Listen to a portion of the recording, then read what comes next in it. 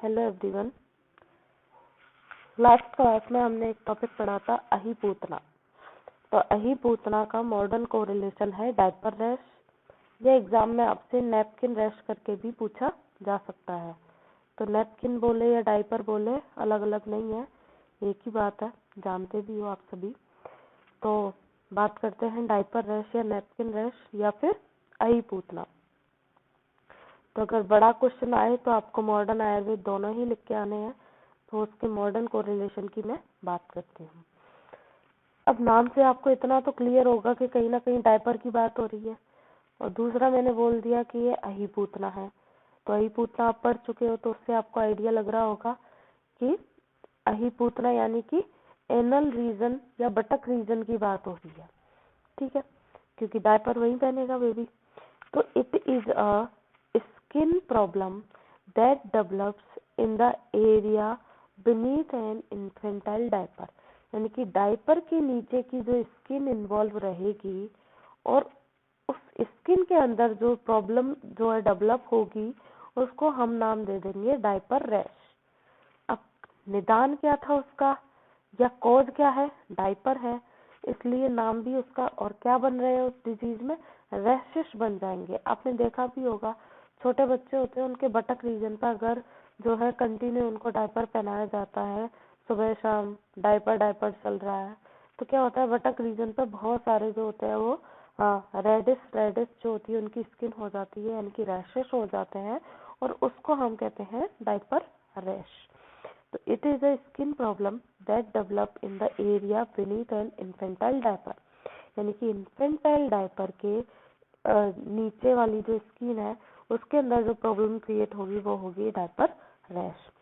Rashes is diaper develop due to poor hygiene, यानी कि diaper rashes कर दीजिएगा। डायपर रैशेस क्यों डेवलप होते हैं? पुअर हाइजीन के कारण। हाइजीन मेंटेन नहीं करी, इस वजह से क्या हो गया? रैशेस हो गए। अब कैसे हाइजीन मेंटेन नहीं की?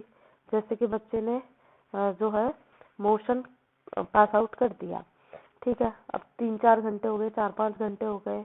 अब फीकल मटेरियल है उसके अंदर, तो क्या होते हैं सारी की सारी जो होती हैं कई सारे ऐसे पार्टिकल्स होंगे जिनकी वजह से रिएक्शंस चल रही हैं, ठीक है, यानी कि कुल मिला के जो एक्सक्रीटरी मटेरियल वहाँ पे पड़ा हुआ है उसकी वजह से वहाँ पे कई सारे, जैसे कि उसके अंदर सल्फर हो गया और भी कई सारी चीजें होंगी, अब वो हम डिटेल डिस्क्राइब करने नहीं बैठ रहे, जिसकी वजह से क्या होगा वहाँ पे रिएक्शन चल रही है, वो स्किन में क्या करेंगे? प्रॉब्लम क्रिएट करेंगे।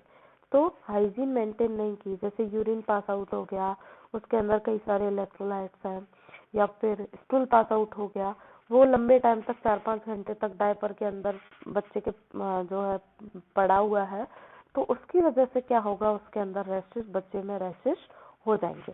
कारण क्या रहेंगे? पहला और बेसिक कारण वही रहेगा, पुअर हाइजीन। दूसरा क्या है? कुछ नहीं हो रहा लेकिन स्वेटिंग बहुत ज्यादा हो रही है, पसीना बहुत ज्यादा आ रहा है, उसकी वजह से स्किन क्या हो जाएगी? निकलने लग जाएगी वहां से।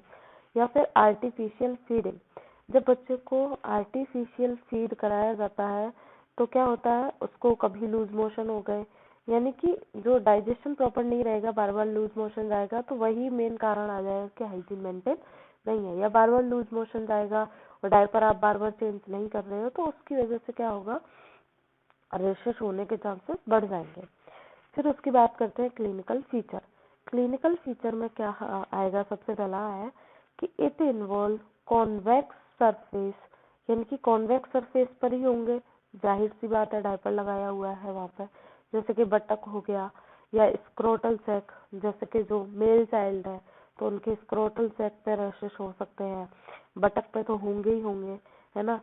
और मॉन्स प्यूबिस, जो मॉन्स प्यूबिस है वहाँ हो सकते हैं, और इनर साइड ऑफ थाई, यानी कि कुल मिला के बात ये बताई गई है कि जो जो एरिया डायपर कवर करेगा उस एरिया में रैशेस होंगे, चाहे वो बटक रीजन हो, स्क्रोटल सैक हो, इनर थाई रीजन हो, मॉन्स प्यूबिस हो, इन सारे के सारे एरिया पर जहाँ जहाँ डायपर आएगा वहाँ वहाँ रैशेस हो जाएंगे। तो इसमें कौन कौन सी सरफेस आ गई, ये बात क्लियर है।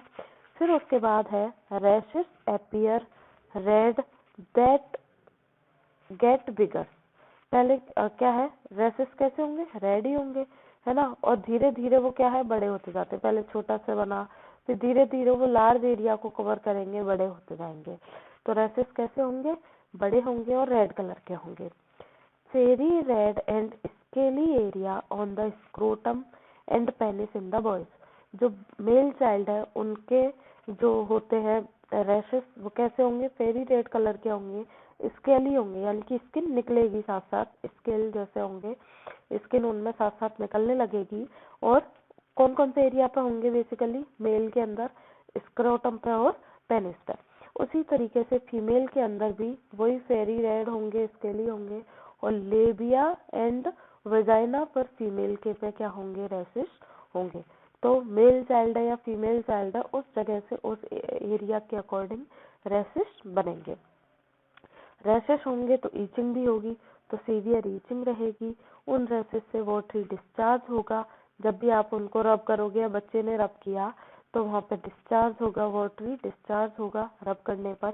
और प्रिकली हीट में ऑल्सो अपीयर, यानी कि वो एरिया वहां पे इन्फ्लामेशन चल रहा होगा, है ना। इस वजह से वहां पे क्या रहेगा, एकदम हीट वाला जो होगा सेंसेशन बच्चे को रहेगा, क्योंकि इन्फ्लामेशन कंटिन्यू चलता रहेगा, इस वजह से वहां पे हीट रहेगी।